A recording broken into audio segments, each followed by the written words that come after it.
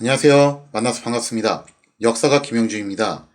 한중일 근대사 삼국지 제64부 조선 대표 빌런 이방 악당들의 사연이라는 주제를 가지고 오늘 여러분과 함께 할 겁니다.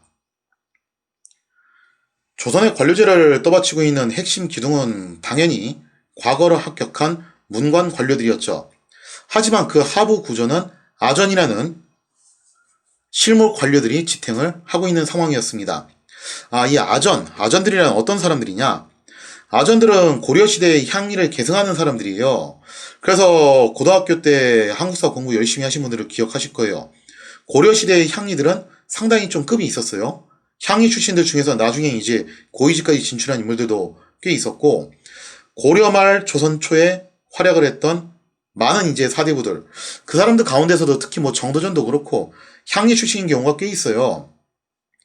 자, 이 아전들은요, 바로 그 향리를 계승하는 사람들인데, 오랜 세월 동안 향리의 지위를 계속해서 세습을 해왔던 것이 이제 조선시대의 아전으로 연결이 된다는 거죠.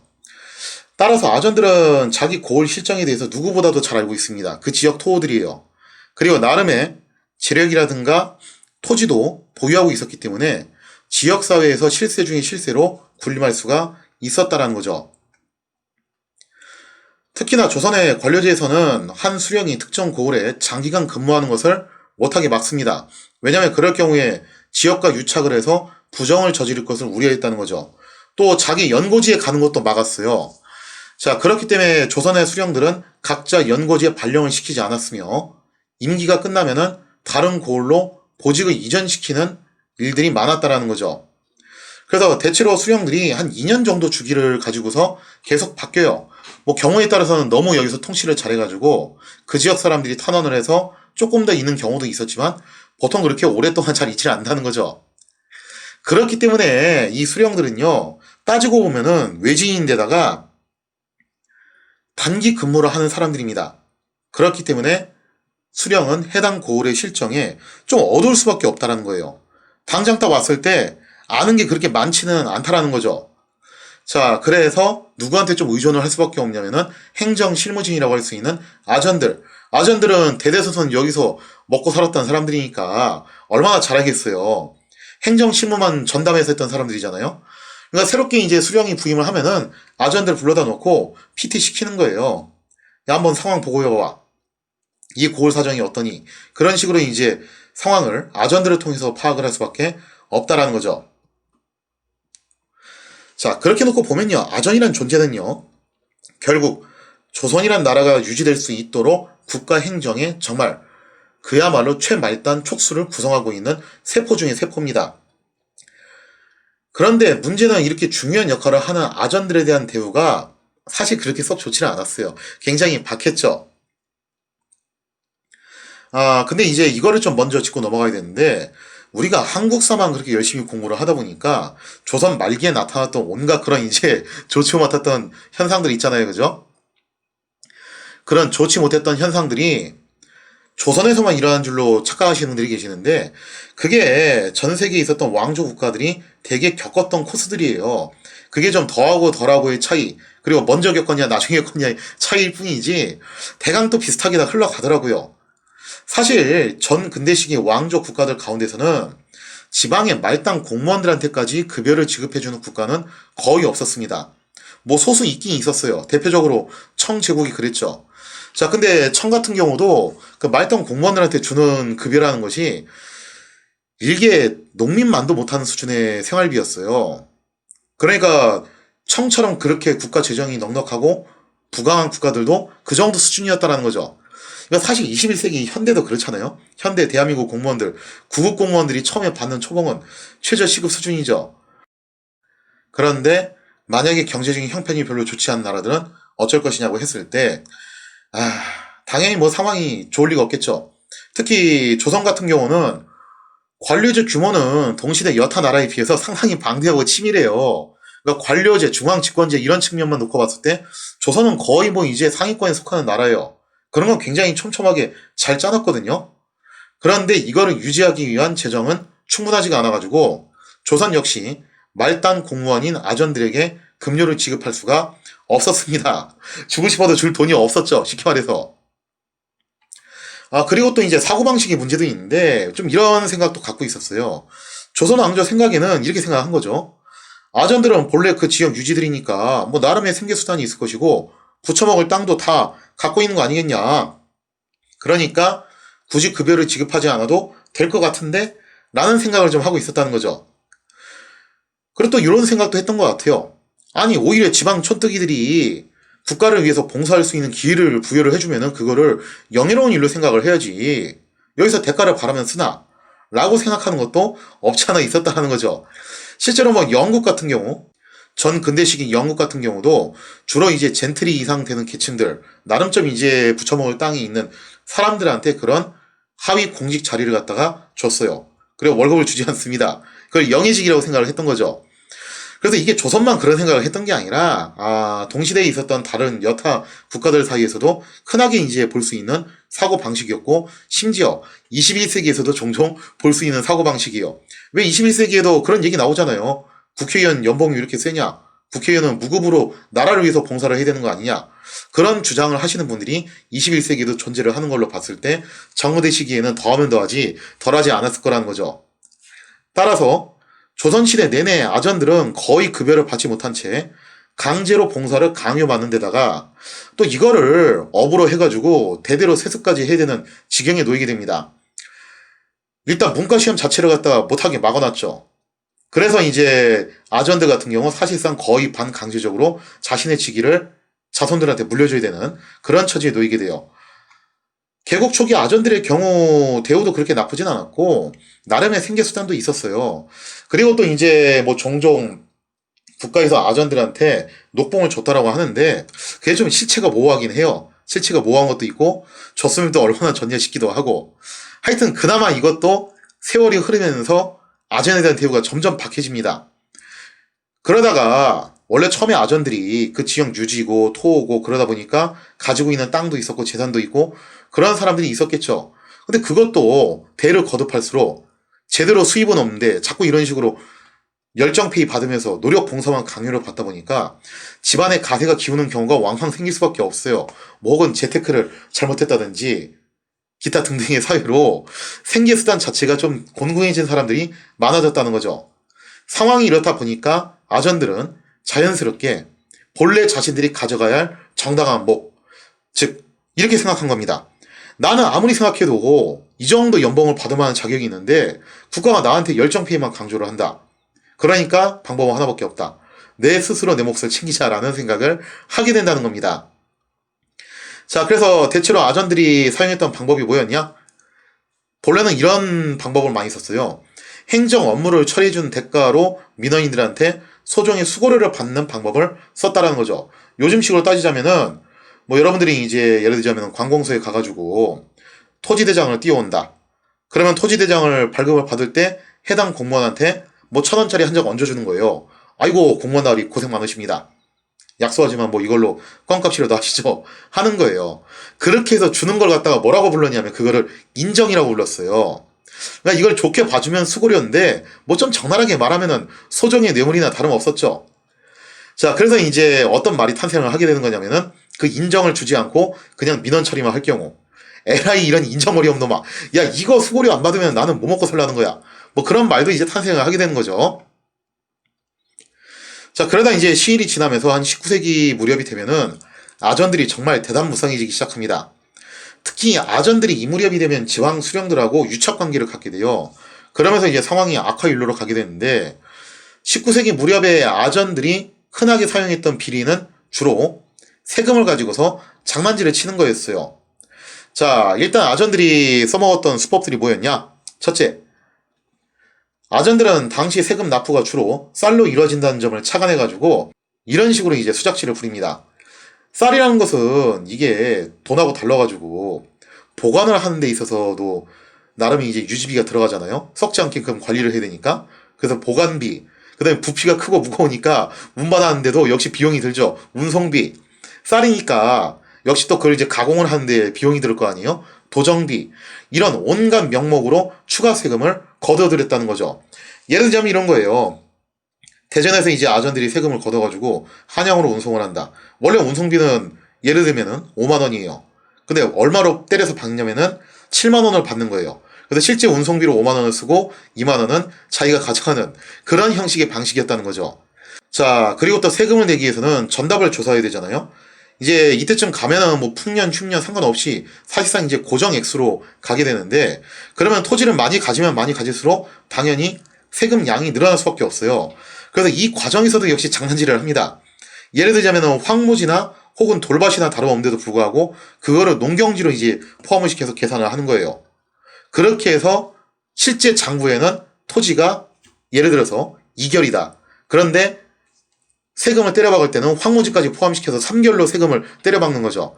그러면 실제 세금 납부는 3결로 딱 받아서 관하창고에다가 2결을 넣고 자기가 1결 분량을 먹는다. 이런 방식을 쓰던지, 아니면 이런 방식을 쓸 것 같으면은 지주들이 그렇겠죠. 아이고 김설이 이거 왜 이래, 이러지 말고 잠깐만 와봐봐, 내가 얼마 줄 테니까 좀 이것 좀 어떻게 좀 깎아주면 안 될까? 그런 식으로 이제 나올 거 아니에요, 그죠?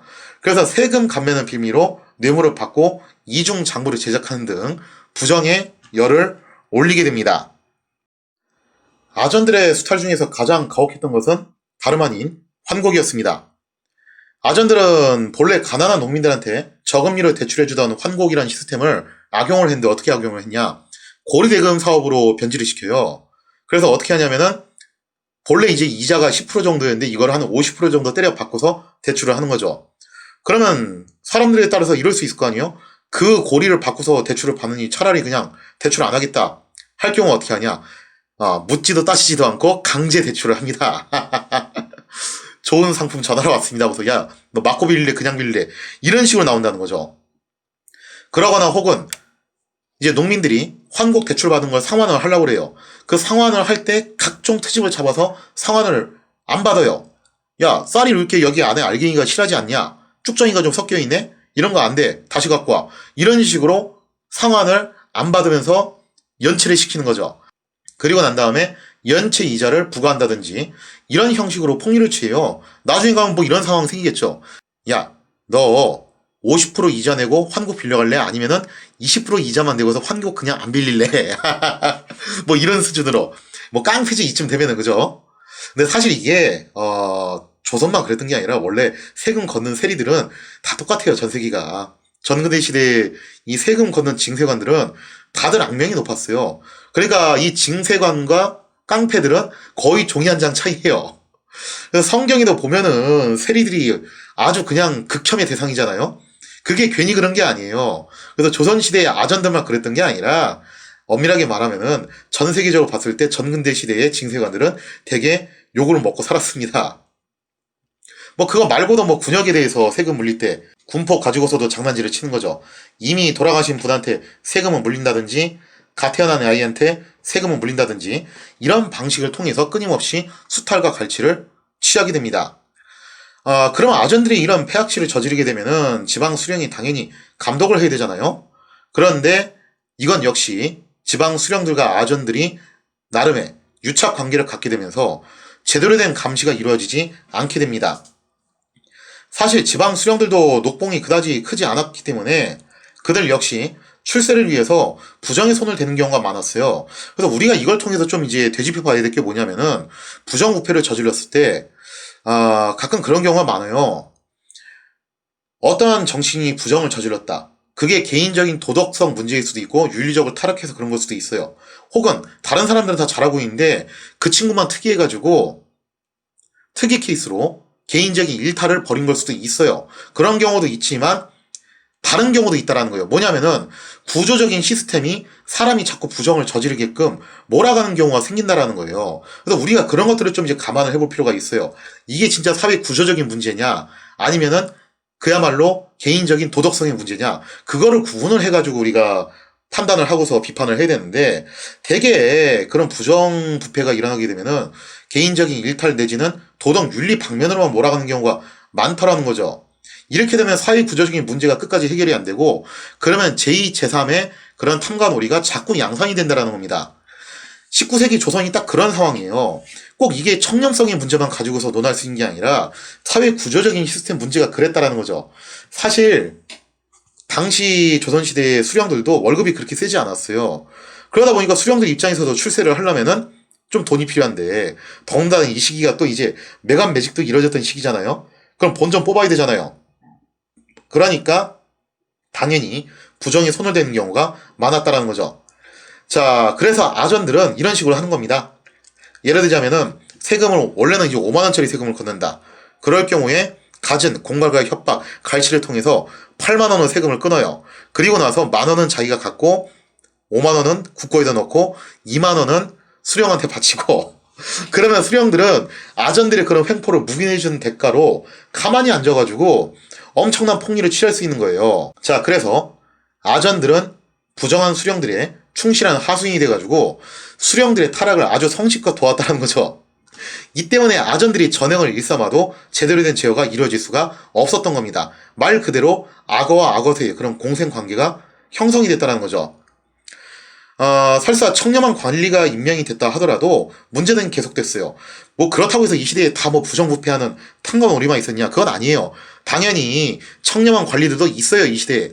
근데 그런 사람들도 시대적인 기류에 휩쓸려가지고 어쩔 수 없는 부분들이 있었는데, 일단 또 조선이 뭐가 문제였냐면은 지나치게 과도한 중앙 집권화를 추구한 나라였다는 거죠. 그래서 재정 문제에 있어서도 지방 관할은 언제나 재정난에 허덕이고 있었고 중앙으로 다 재정이 몰렸다라는 거예요. 그런 상황에서 하필 나는 진짜 해먹은 게 없는데 내 앞에 있는 사람들이 해먹은 게 많았거나, 혹은 갑작스럽게 큰 돈을 지출해야 되는 상황이 생겼다. 예를 들자면 뭐 요즘처럼 코로나 사태가 발생을 해가지고 재난지원금을 갑작스럽게 풀어야 된다. 근데 관할 창고 열었더니 마이너스인 거야. 이거 다 어디 갔어? 전임 수령들이 다 퍼먹었는데요. 그렇게 나오는 거죠. 아니면 중앙정부에서 필요해서 먼저 다 가져갔습니다. 그럼 이거 어떻게 하냐 이거죠. 그래서 가난한 고을의 관아들은 여기에 대해서 대처하기가 굉장히 어려웠다는 겁니다. 결국 이 경우에도 청렴한 수령들 역시 좋던 싫던 간에 아전들이 사용하는 재정 확충 수단을 남용할 수밖에 없다는 거예요. 그래서 이때 또 가장 많이 썼던 게 뭐냐면은 도결이라는 건데, 쉽게 말해서 사람들한테 n분의 1로 나눠가지고 추가 세금 그냥 강제로 뜯어내는 겁니다. 19세기 무렵이 되면은 결국 조선의 관료제가 오랜 세월 동안 가져왔던 각종 모순들이 폭발하기 시작합니다. 그래서 이것이 대규모 농민 봉기로 터져나오게 되죠. 분노한 군종들은 관할을 습격하고 수령들을 능욕했지만 막상 수령을 처단하지는 못했어요. 여기선 좀 쫄렸죠. 왜냐? 국왕이 파견한 수령을 죽인다면 그것은 정말로 역모를 의미했기 때문입니다. 따라서 군종들은 그간의 분노를 어디다 대고 푸는 거냐면은 상대적으로 만만한 아전들을 향해서 분출을 했으니, 또 이때 많은 수의 아전들이 참사를 당하는 그런 비참한 운명을 맞이하게 되었다는 거죠. 19세기 조선은 밀란의 시대라고 봐도 좋을 정도로 정말 곳곳에서 농민 봉기가 일어났지만, 막상 이들이 보면은 태평천과 같은 대규모 반군으로는 성장하지는 못해요. 당시 조선의 농민 봉기는 일종의 나름의 패턴을 갖게 되는데, 딱 농민 봉기가 일어났다 그러면은 주로 이제 잔반들이 이걸 갖다 리드를 합니다. 이 얘기는 나중에 좀 이제 따로 하게 될 텐데, 잔반들이 주로 이걸 리드를 하게 되고, 그리고 아전들을 처단을 하고 수령은 조리돌림을 시킨 다음에 추방을 시켜요. 그리고 난 다음에 중앙정부에다 상소를 올리는 거죠. 이렇게 되면 조정에서 아넥스를 파견해가지고 성남 민중들을 달래는 정책들을 펼칩니다. 그리고 난 다음에 주모자들, 주로 이제 잔반들이죠. 그 주모자들을 색출해서 처형을 하는데, 또 주모자들도 순순히 죽어줘요. 그런 식으로. 그렇게 해가지고 상황을 이제 마무리 짓는 수순으로 갔다는 거죠. 그래서 19세기 초반에 일어났던 밀란들은 여기서 뻥 저기서 뻥 자꾸 산발적으로 터지기는 하는데, 막상 이게 대규모 농민 반란으로 연결되기는 어려웠다라는 거죠. 즉 태평천과 같은 스타일로는 가진 않았다는 거예요. 이 얘기는 아직까지는 조선의 민중들이 조선이란 왕조에 대해서 나름의 충성심을 갖고 있었고, 그리고 왕조 자체에 대해서 죽창을 겨누는 단계까지는 아니었다는 것을 우리가 알 수 있겠습니다. 그러면은 바꿔서 생각해보면 이렇게 생각해 볼 수가 있겠죠. 자, 만약에 이 농민들을 한데 엮을 수 있는 뭔가 강력한 사상이 등장하고, 그리고 이것을 리드할 수 있는 지도부가 나타난다면은, 그렇다면 이것은 태평천국과 유사한 형태의 대규모 반란 집단으로 성장할 확률이 높아진다는 것을 짐작을 해볼 수가 있겠습니다. 자, 이렇게 해서 19세기 조선의 분위기를 좀 한번 간단하게 다뤄봤는데요. 악당들의 사연이란 제목처럼 사실 이방들, 특히 이제 이방이 대표 빌런으로 나오잖아요. 각종 사극 매체에서.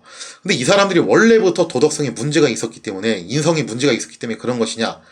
물론 그럴 수도 있었겠지만 우리가 항상 역사를 볼 때 정말 이게 개인적인 일탈에 불과했던 사건이었는지 아니면은 사회 구조적인 시스템적인 문제였는지 그런 것들을 면밀하게 살펴보는 것이 올바르게 역사를 공부하는 법이 아닐까라는 생각을 합니다. 자, 이렇게 해서 이제 한국 쪽 파트는 간단하게 짚고 넘어가고요. 이제 다시 중국 쪽으로 넘어가서 그러면은 태평천국 지금 태평천국은 뭐 하고 있냐? 거기에 대한 이야기를 다음 시간에 이어서 진행하도록 하겠습니다.